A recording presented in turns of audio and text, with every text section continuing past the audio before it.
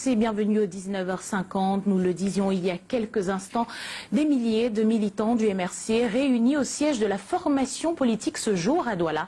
La rencontre entre Maurice Kamto et ses sympathisants a donné lieu à une mobilisation exceptionnelle au quartier d'Eido. La circulation en a pris un sérieux coup pendant 4 heures. L'arrivée et le départ du président national du MRC sur les lieux, en présence de quelques membres du bureau de son parti, ont déclenché des scènes de liesse décrites par Michael Chitio et Emmanuel Birvika dans ce reportage. Sa parole était visiblement très attendue par ses partisans.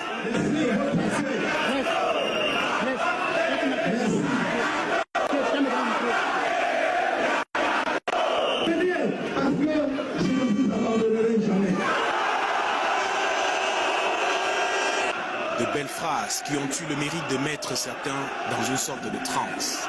Ça, c'est le discours de paix, de gloire, de bénédiction d'amour et de fierté, de joie immense. Et quand leur leader leur annonce qu'ils doivent se tenir prêts pour la poursuite du plan national de résistance, restez mobilisés, restez prêts.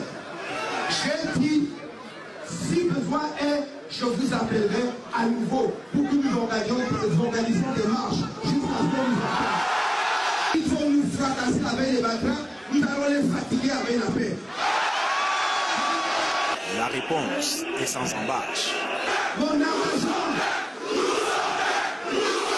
Le président national du MRC maintient ses recommandations pour la résolution de la crise dans les régions du Nord-Ouest et du Sud-Ouest. Libérez tous les prisonniers politiques. Donnons une chance à la paix en faisant asseoir tout le monde autour d'une table. Conclure un accord de cessez-le-feu avec les pays armés. Un plan d'urgence pour la reconstruction de près de 200 à 400 villages qui ont été brûlés. Et pendant que le parti pense déjà aux futures marches qu'il pourrait organiser à travers le pays, des prisonniers encore détenus ne sont pas oubliés. Mamadou Yakuba Mota, qu'est-ce qu'il fait en prison? Sibali Boudada, Serge Tambonana,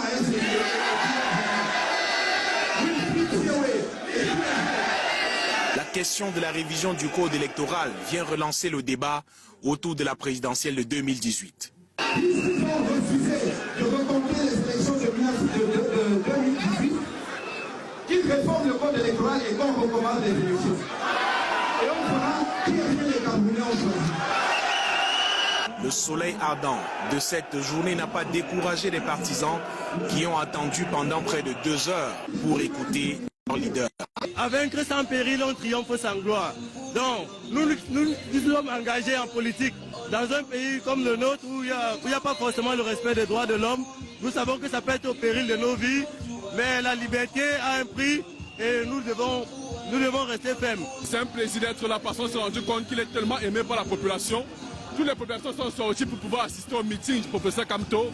Je pense que c'est un grand homme, c'est un homme au grand cœur qui veut du changement pour le pays. Il a dit ceci, que les coups de matraque ne peuvent aucunement ne peuvent changer l'esprit et les idées de quelqu'un. Le fait marquant du jour, c'est le comportement de la police et de la gendarmerie, salué presque à l'unanimité. Je donne un grand chapeau à la gendarmerie camerounaise et à la police camerounaise. Merci de n'avoir pas brutalisé, de n'avoir pas violenté la population. Ça progresse et ça c'est tout simplement la démocratie en constitution. Nous remercions le président de la République et le gouvernement camerounais pour la paix qu'ils ont mis, parce qu'il n'y a pas eu de trouble et tout s'est bien passé. Quelques téméraires, à la fin de cette rencontre avec leur président, ont poursuivi avec des scènes de liesse dans les rues de la ville de Douala, rendant encore plus difficile la circulation déjà fort perturbée dans la métropole économique. Et la suite de